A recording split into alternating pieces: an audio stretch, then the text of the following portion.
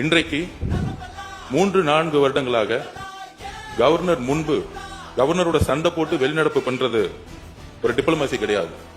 எந்த கவர்னர் புறக்கணிக்கப்பட்டாரோ அதே கவர்னர் முன்பு தமிழ் தாய் வாழ்த்து பாடப்பட்டது. இதுதான் தமிழ்நாட்டில் புதிய தலைமையின் எங்களுடைய முதலமைச்சருடைய மெசேஜ். நாங்கள் எப்பொழுதும் மாநில கொள்கையில் உறுதியாக இருப்போம்.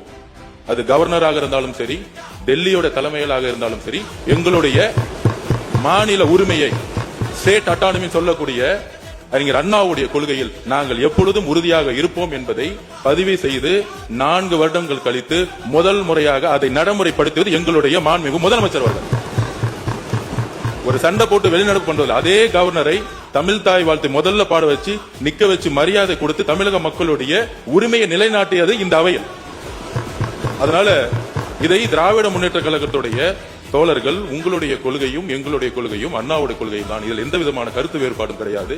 இதில் நம்ம கிட்ட எந்த விதமான வேறுபாடும் கிடையாதுங்களை நம்முடைய சகோதரர்களுடைய சட்டமன்ற உறுப்பினர்கிட்ட பதிவு பண்ணிக்கிறோம். அதில் நாங்கள் எப்பொழுதும் எங்கள் உயிரை விட உறுதியாக நாங்கள் இருப்போங்கிறதை பதிவு பண்ணிக்கிறோம்.